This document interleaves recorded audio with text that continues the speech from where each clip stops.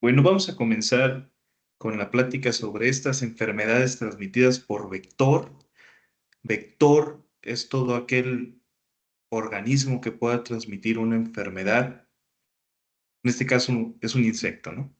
Son mosquitos de diferentes géneros, ahorita lo vamos a ver, y que generalmente son en estas épocas del año, cuando comienza a llover mucho, hace mucho calor, y en nuestro país pues adquiere una importancia relevante, sobre todo por todos estos cambios climáticos que están sucediendo y que generan nuevas zonas endémicas, nuevas zonas en donde se van a encontrar estos mosquitos y pueden causar estas enfermedades. Hablaremos de tres que en su tiempo estuvieron muy de moda, estuvieron hablando mucho sobre estas enfermedades antes del COVID, entre el 2016 al 2019 hubo un brote epidemiológico de Zika en nuestro país y un pequeño brote también de chikungunya en 2019. Actualmente no ha sido el caso y ahorita vamos a presentar esto. Vamos a hablar mucho de epidemiología porque pues, es el eje central por el que se mide la actividad de esta enfermedad y también las medidas que tenemos en cuanto a ellas.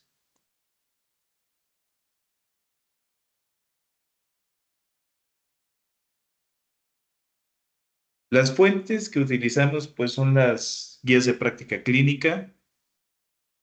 En este caso tenemos dos, la guía de práctica clínica de dengue y la de chikungunya. En el caso de la guía de práctica clínica del dengue, un comentario, conocí a uno de los que escribió esta guía, y digo uno porque realmente, como les había comentado, es un equipo multidisciplinario de expertos. En su momento fue mi maestro y él me platicaba acerca de varios datos importantes sobre el dengue en su tiempo y cómo ha ido evolucionando esta enfermedad, sobre todo allá de donde yo soy, que es Tamaulipas. Ujú. Y las fuentes adicionales para el tema epidemiológico, pues son los boletines que marca el gobierno federal sobre el panorama epidemiológico del dengue. También el Sistema Nacional de Vigilancia Epidemiológica habla acerca de la actividad de Zika y chikungunya. Hasta este momento hemos tenido pocos casos de Zika y ningún caso de chikungunya. No así en 2019, que sí tuvimos unos cuantos casos. Ustedes mismos lo pueden consultar cuando tengan alguna duda, pueden consultar todo tipo de enfermedades de importancia epidemiológica en algo que se llama SWIME. Es un reporte que hacemos todos los médicos que trabajamos en cualquier nivel de atención. En teoría, cada vez que damos una consulta y tenemos un caso de rubiola, digo, no hemos tenido, pero que pudiéramos llegar a tener un caso de sarampión, rubiola, parotiditis, el caso del dengue, algún paciente con VIH, hepatitis, etcétera, pues tenemos que reportar. Y esto se publica semana tras semana, todos los años, en el boletín epidemiológico. La información que todos deberíamos estar compartiendo y que, bueno, es parte de las condiciones para ejercer nuestra práctica médica. Y les voy a arrojar dos preguntas. ¿Alguien sabría decirme qué es la fiebre? ¿Qué entiende por fiebre? ¿O cómo lo podemos definir? Justamente porque estas tres enfermedades, el dengue, el Zika, chikungunya, pues son enfermedades que van a tener fiebre, pero no nada más se presentan estas. Como ustedes saben, enfermedades respiratorias, el mismo COVID tiene fiebre. Entonces, yo les pregunto, ¿qué es la fiebre? ¿Alguien que me pudiera contestar esto?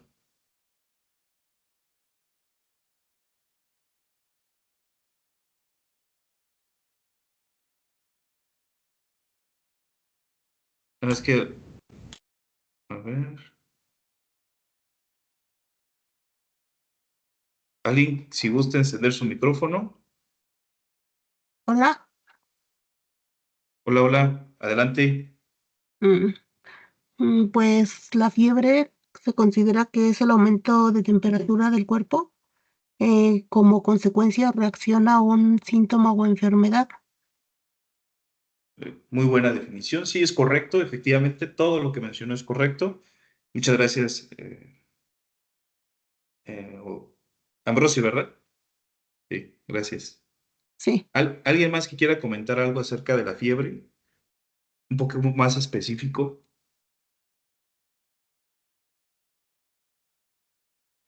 Hola, Brando. Hola, hola. Tengo entendido que es un mecanismo de autodefensa, ¿no? Por parte del cuerpo. Es correcto. Y seguramente todos en algún punto, de hecho todos en algún punto vamos a tener fiebre a lo largo de nuestras vidas. Gracias, Ismael. Y siendo un poco más técnicos, la fiebre es correcto, como dijo Lupita, es el aumento de la temperatura corporal y también es un mecanismo de defensa, como dijo Ismael. Y a ver, permítanme porque supone que le estoy moviendo aquí. Siendo más técnicos, la temperatura axilar por encima de 37,5 grados centígrados. Me llamó mucho la atención porque tradicionalmente la habíamos considerado arriba de 38 y entre 37 y 38 siempre habíamos comentado que se trata de febrícula. Pero definiciones operacionales lo sitúan de esta forma. La temperatura rectal por arriba de 38, la axilar por arriba de 37,5 y la timpánica o la que medimos en el oído arriba de 38. De hecho, hay termómetros de oído, por si alguno lo ha visto. Y esta modificación lo hicieron desde hace un año, precisamente porque se incorporaron los medidores de temperatura de láser, que son los que utilizamos desde el COVID. Y bueno, ¿por qué nos dará fiebre? Porque es un mecanismo de defensa, ok, correcto, y también, por lo tanto, porque tenemos un agente agresor. A eso lo llamamos infección. Entonces, la fiebre es una respuesta fisiológica a la infección.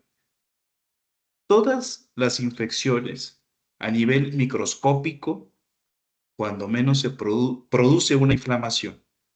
Cuando es muy aparatosa, esa inflamación es visible, como la que vemos en la garganta, en la piel si tenemos una herida infectada, incluso también lo podríamos ver en algún otro órgano. Una infección en genitales también es visible. Si tuviéramos algún tipo de infección en algún órgano de nuestro cuerpo, pues va a presentar una inflamación. Lo mismo sucede a nivel intestinal. Hay inflamaciones que son propias de infecciones microscópicas por diferentes agentes, como vimos en el tema de diarrea. Pero esto va a ser por dos órganos principales, es la conexión entre el hígado y los músculos, que también, como vimos en golpe de calor, va a ser detectado por nuestro centro termorregulador. El centro termorregulador del cuerpo es el hipotálamo y va a dar algo importante que se llama mediadores de la inflamación. Entonces, la fiebre nos da como respuesta a una infección y es un mecanismo de defensa, es correcto. Ahora, ¿qué es lo que sucede? ¿Qué podemos ver en esta imagen? ¿Alguien que guste encender su micrófono? ¿Comentarlo?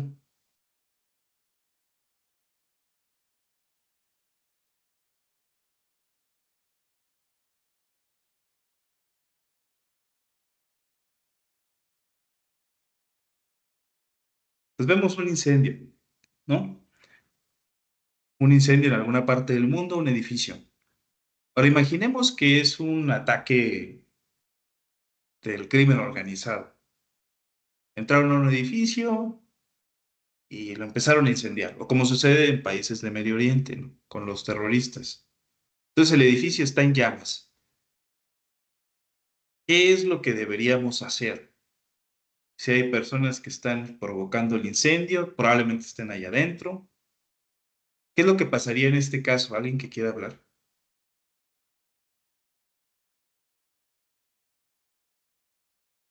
Fíjense que si escriben en el chat, no los puedo leer. No han escrito.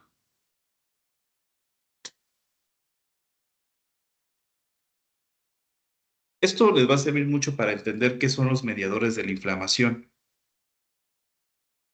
Toda vez que tengan una infección, se van a activar mediadores de la inflamación. Y eso les puede hacer entender el por qué ciertos fármacos sí y el por qué ciertos fármacos no. Eso es clave para los tratamientos de enfermedades como estas, como dengue, zika, chikungunya. Bueno, vamos a ver. Mire, Le puse varias imágenes para entender y resumir todo esto de los mediadores de la inflamación. Lo primero que sucedería en un escenario como este, pues sería pues, poner alarmas o encender las alarmas, ¿no? Porque está habiendo un incendio, probablemente hay personas dentro del edificio y bueno, nuestro cuerpo tiene células, vamos a pensar que las personas son células. Entonces, lo primero sería encender las alarmas. Puede haber una persona como la que vemos aquí en la imagen que está con un megáfono y esta la podemos asociar con la histamina. Esta persona tal vez lo que haría sería hablarle a cuerpos policiales, paramédicos o a bomberos también. En el caso de la histamina, le hablaría a estos dos, paramédicos y también a los policías para que acudieran. Vamos a pensar que los cuerpos policiales serían los glóbulos blancos, macrófagos, basófilos y los linfocitos. Y las plaquetas serían los paramédicos que nos ayudarán a reparar los tejidos dañados. Entonces, el papel de la histamina, que es una poliamina, va a activar a estos dos, los glóbulos blancos y las plaquetas para que acudan tanto a repeler a los que están siendo los agresores, como podríamos ser en el virus del dengue, chikungunya, en los tres podríamos tener estos casos, y a los que van a curar a los tejidos, activar a las plaquetas. Entonces la histamina es la que haría esto. La serotonina, por otra parte, le hablaría a quien pagaría el incendio, es decir, a los bomberos. Y esto va a estar en conexión con los eicosanoides. Son derivados de los lípidos que se procesan en el hígado, que como vimos tiene que ver con un proceso inflamatorio y que va a estar a la vez relacionado con la fiebre. Entonces, mientras sucede todo esto, hay un incendio, podemos decir que es un aumento de la temperatura que se da como toda esta actividad. Entonces, la serotonina sería la alarma que le hablaría a los bomberos y finalmente tendremos a diferentes tipos de bomberos. El más importante de todos, a mi parecer, son las prostaglandinas. Es el que va a mediar toda la actividad para apagar ese fuego, combatir esa agresión. Y va a suceder un mecanismo que se llama vasodilatación. Nuestras arterias se van a hacer más ensanchadas para que pueda entrar esta agua y apagar ese incendio. A grandes rasgos es lo que sucede cuando tenemos una sustancia o un agente infeccioso y se activan todos estos mecanismos mediadores de la inflamación que están relacionados con la infección y con la fiebre. Y aquí hay un dato clave para el tema del dengue, los tromboxanos. Los tromboxanos se van a ver afectados por el virus del dengue porque van a ser dañados y van a producir una disminución, por ende, de las plaquetas. Las plaquetas van a morir. Y por eso es que vemos plaquetopenia en las personas con dengue. No sé si alguien ha escuchado del dengue hemorrágico, el dengue no hemorrágico. Esta era una clasificación que se daba a principios de los años 2000 hasta el 2009, que fue cuando salió la guía de práctica clínica de dengue grave y no grave, que ahorita vamos a comentar. Entonces podemos pensar en la histamina como el que activa a los agentes policíacos, que en este caso los glóbulos blancos, y los paramédicos, que serían las plaquetas, la serotonina que activa los cuerpos bomberos para que lleguen los eicosanoides. Los que van a rodear el círculo o el perímetro del área va a ser la bradicinina. Y finalmente tenemos a los diferentes tipos de bomberos, ¿no? Células de las prostaglandinas, prostaciclinas, tromboxanos, que tienen diferentes acciones, pero sirven para apagar ese fuego. A grandes rasgos es lo que sucede. Y con esto podemos entender todo lo respecto a la fisiopatología y los medicamentos que damos. Definiciones importantes para la epidemiología. Incidencia es todo número de casos nuevos de una enfermedad, ya sea en un día, en una semana, en un mes o en un año. Y la prevalencia son los casos que teníamos más los nuevos, es decir, los que se han acumulado. Ahora vamos a hablar acerca del dengue y para esto tenemos que ver a sus dos vectores, el Aedes aegypti y el Aedes albopictus. Estos son los mosquitos que se encuentran a lo largo de toda Latinoamérica y que van a producir tanto el dengue como la chikungunya. El Aedes aegypti también es vector del Zika. Y las diferencias que tienen pues son un poco en cuanto a tamaño y que el Aedes albopictus tiene una característica o una línea más característica en lo que es su cabeza. y el tórax. La definición y la etiología, el origen y la definición del dengue. El dengue es una enfermedad febril, infecciosa, viral, que podrá sonar obvio, pero no lo es tanto. Un virus que normalmente se autolimita y que dura 7 días y que cuando te da, pues es incapacitante. El origen de este virus es alguno de sus serotipos. De hecho, cuando nos da una infección de dengue, generalmente nos va a dar uno de estos serotipos y si nos vuelve a infectar ese mismo serotipo, nuestro cuerpo ya desarrolló anticuerpos y es poco probable que nos enfermemos. Pertenecen a un género que se llama Flavivirus y se transmite por los mosquitos que mencionamos, Aedes aegypti y Albopictus. Actualmente, en la semana 24, bueno, de hecho estamos en la semana 26, pero el último reporte que tenemos es la semana 24, pues hay un aumento notable en los casos de dengue. Los puntos rojos que podemos ver son la incidencia de estos casos frente a la prevalencia que hubo en 2023. Decimos probables porque la mayoría de las veces, lamentablemente, pues no se toman las pruebas diagnósticas de dengue, sino que nos basamos en los signos y síntomas, sin pruebas de laboratorio. Esos son los que reportamos como casos probables y en el caso de los confirmados, pues también los reportamos aquí, pero pues como vemos son muchos menores que los probables. Y bueno, los confirmados serían esta línea, que no llegan a los pocamente rebasan los miles, y los que sí rebasan los varios miles son los casos probables, como sucedió en 2023. Y bueno, en general vemos un aumento tanto de casos confirmados con esta línea roja en 2024, como los casos probables frente al 2023. Ahora, ¿cómo se va a manifestar esta enfermedad? El dengue, pues va a tener fiebre igual que las otras dos, pero se va a caracterizar por un color enrojecido en el cuerpo, con puntos blancos. Eso le vamos a llamar islas blancas en un mar rojo. Así es como lo conocemos. Suena a lo mejor muy romántico, pero así es como lo describen los libros de medicina y las guías de práctica clínica. Entonces tenemos fiebre, un exantema y también hay dolor de cuerpo, que son las mialgias, dolor de huesos, que son las artralgias, y otros síntomas que se acompañan, que tienen que ver con la fisiopatología que mencionamos sobre los mediadores de la inflamación, náusea, vómito y dolor abdominal. ¿Por qué creen que duele el abdomen? Exacto, por el crecimiento y el trabajo que hay en el hígado para producir a los eicosanoides, ¿no? El tromboxano, las prostaglandinas, etcétera.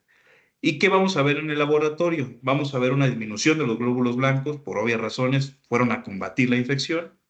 Vamos a ver el hematocrito elevado, que es también parte de la fórmula roja, en este caso de la biometría hemática, y vamos a ver una disminución de las plaquetas, también por obvias razones. Es importante comprender la trombocitopenia porque cuando hay una disminución de plaquetas, pues nos enfrentamos a la posibilidad de hemorragias.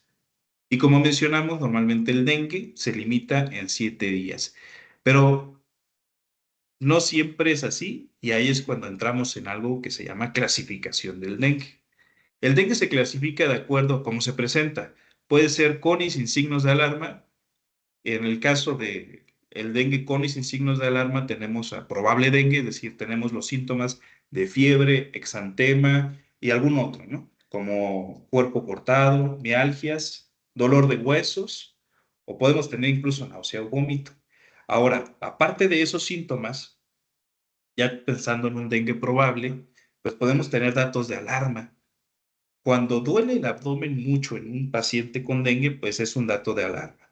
Si sangra, también es un dato de alarma. Puede ser sangrado de la nariz, de las encías o incluso cuando hace pipí o cuando evacúa. Y el dengue grave es cuando estos datos de alarma son muy evidentes y ponen en peligro la estabilidad del paciente, es decir, se alteran los signos vitales. Y por ahí, por un ladito, en los signos de alarma tenemos un grupo que es el grupo C y el dengue grave el grupo D. Esta es otra clasificación del dengue, cuando ya está confirmado. A, B, C y D. Y eso nos va a servir para el tratamiento. Es decir, decidir qué es lo que vamos a hacer con el paciente. Dengue probable, podemos tener un caso sospechoso un caso probable y ya entrando más a detalle y en resumen de los datos de alarma. Caso sospechoso, estamos en una zona, ya sea Veracruz, Tabasco, el sur del país, y tenemos fiebre. Bueno, podemos pensar en dengue, siempre y cuando no sea una fiebre que tenga que ver con tos, con escurrimiento nasal, con ardor al orinar, con algún otro dato como diarrea, porque eso nos va a orientar a que esa fiebre, pues seguramente es por una infección en la garganta, una infección de vías urinarias o una infección gastrointestinal. Entonces, si no encontramos un foco de infección, o sea, no vemos que tenga una cortada, no vemos que sea algo respiratorio, de las vías urinarias o del tracto gastrointestinal, pues vamos a pensar en una enfermedad febril por vector, dengue, zika y chikungunya, en ese orden. ¿Por qué en ese orden? Porque el dengue hay miles de casos probables y confirmados, porque el Zika son muchos menos y porque chikungunya en este momento en el país no hay. Lo hubo, pero no lo hay. Entonces, por eso pensamos en ese orden. Ahora, ya una vez que tengamos una zona endémica, que de hecho aquí también hay casos en Querétaro, evidentemente, es lo que les decía el caso climático, pero bueno, ya tenemos una zona endémica, puede ser Querétaro. Tenemos fiebre que no le encontramos el origen. Y aparte tenemos dos signos como el mar rojo con islas blancas o islas blancas en un mar rojo, que sería este exantema o enrojecimiento generalizado de la piel, que es lo mismo, y podemos tener aparte otro dato como dolor detrás de los ojos, o sea, dolor retroocular. Bueno, eso ya es un caso probable de dengue. Y el caso probable sería todo esto que mencionamos más un dato de alarma. ¿Cuáles son? Pues algunos de los que ya dijimos. Dolor en el abdomen intenso por esta actividad que hay en el hígado está en el abdomen. Cuando tenemos vómito, tenemos hemorragias, alteraciones neurológicas. Fíjense lo interesante de esto es que cuando hablábamos de los mediadores de la inflamación y que no les mencioné, pero ahí estaba, es que la serotonina es un neurotransmisor y se ve particularmente afectado cuando tenemos dengue, o sí, sobre todo dengue, porque activa las vías del dolor. El dengue también actúa sobre las neuronas que tenemos en la piel. En este caso, las células de Langerhans. Por eso vemos que en la piel hay un enrojecimiento y estas células son las que transmiten las señales. Por eso es que podemos tener afectaciones que van desde la piel hasta el sistema nervioso central. Entonces, datos de alarma, dolor abdominal intenso, alteraciones neurológicas y hemorragia. Esas serían las principales en el dengue. Ahora, un caso sospechoso. Vamos a dar un repaso, es un área de transmisión y un cuadro febril. Y un caso probable serían algunos de los síntomas que mencionamos, más el exantema. Es decir, vemos a una persona que es de una zona epidemiológica, más fiebre, caso sospechoso. Y caso probable es esto, más, por ejemplo, enrojecimiento. Las petequias que vemos en el dengue son otro dato. Podemos no tener el mal rojo, pero sí unos puntitos rojos, se llaman petequias y también es un dato de dengue. Y este sería las islas blancas en un mar rojo. Caso confirmado de dengue siempre que tengamos síntomas, más una prueba de laboratorio como la prueba rápida de ELISA o una prueba de antígeno, que es lo mismo. Se parecen mucho a las pruebas de COVID, solamente que son con una gotita de sangre. Los primeros 5 días utilizamos el NS1 y después de esto las pruebas de inmunoglobulina, es decir, por detección de anticuerpos. Y los grupos, pues son el A, con fiebre y manifestaciones clínicas, el B, cuando ya tenemos alteraciones en la piel, esos enrojecimientos, C es cuando tenemos datos de alarma y D es cuando ya está, pues muy grave el paciente. A partir del grupo B, los hospitalizamos. En el grupo A solamente le damos medios físicos y paracetamol. Esto es lo que ya comentamos. Grupo B, C y D se hospitaliza. Y de acuerdo a la gravedad de estos grupos es que hacemos acciones. Le pasamos medicamentos por la vena o sustancias más especializadas. Cuando no, pues le damos tempra y podemos darle metamizol. Ahora, no podemos darle ibuprofeno, no podemos darle ningún otro AINE, porque esto va a hacer que el cuadro se agrave. En los mediadores de inflamación podemos aumentar la plaquetopenia, es decir, que perdamos plaquetas y podemos aumentar también una elevación del hematocrito. Esto va a hacer que nuestro paciente se ponga más grave. Entonces, si tenemos sospecha de dengue, no podemos tomar más que paracetamol y metamizol. Y bueno, este es un pabellón, así es como deberían estar los pacientes con dengue dentro de un hospital. ¿Qué seguimiento damos? A las 24 horas con fiebre, los estamos valorando para ver que no tengan una complicación, un dato de alarma. Y cuando son de primera vez y tienen diabetes, están embarazadas o son añosos, les pedimos la biometría hemática, es decir, el estudio de sangre, para ver si está alterada las plaquetas. Y cuando no, pues se lo pedimos al tercer día. El Zika tiene estos dos agentes, el Aedes aegypti y el Culicidae. Así es como se ve el Culicidae. ¿Cuáles son las características? Bueno, el Zika es por otro virus, no es el flavivirus, sino el arbovirus. Este no es por el virus del dengue, sino por su propio grupo. Se transmite por otro vector y tiene un periodo de incubación más prolongado de 3 a 12 días antes de que dé síntomas. Se caracteriza por fiebre, también por un exantema, es decir, enrojecimiento de la piel, y por un dolor articular intenso. Pero lo más característico del Zika es que tiene conjuntivitis y da mucha comezón. Entonces, fiebre, mucha comezón, enrojecimiento de la piel y conjuntivitis sería Zika. Se ven las máculas y pápulas, como vemos en la etapa 1 y 2. Si vemos vesículas o pústulas, pues ya nos estamos orientando, por ejemplo, a otra afección, sobre todo en niños, que sería el, la varicela. Ahora, el Zika también tiene sus definiciones. Caso probable, zona endémica, es decir, lugares donde tengamos la enfermedad. El exantema maculopapular, es decir, las manchas planas en la piel y un poquito elevadas nada más. Y dos signos, puede ser fiebre, conjuntivitis o mucha comezón. Eso caracteriza al Zika, que nos dé mucha comezón y conjuntivitis. Y un caso confirmado son todo esto, más una prueba de PCR. La única forma de detectar el Zika es por PCR, igual el chikungunya. Aquí tenemos unas características de estas tres enfermedades. El dengue tiene un exantema más rojo con puntitos blancos. Pues sí, hay fiebre también, pero lo característico es ese exantema. En el caso del chikungunya es que duelen mucho las articulaciones y en el caso del Zika es que duelen poquito las articulaciones y tiene mucha conjuntivitis. Chikungunya, todo lo que ya mencionamos, en este caso tenemos en México sin casos, esto es del 2023, todavía hubo un par de casos nada más y por eso es que México no está tan pintado. Como vemos, el principal foco de infección del chikungunya es Brasil y se transmite por los mismos mosquitos que el dengue. Se caracteriza por fiebre, dolor intenso en las articulaciones y puede llegar a ser un caso muy grave. Lo característico del chikungunya es que la artritis se puede manifestar hasta 3 años después de que tenemos la infección.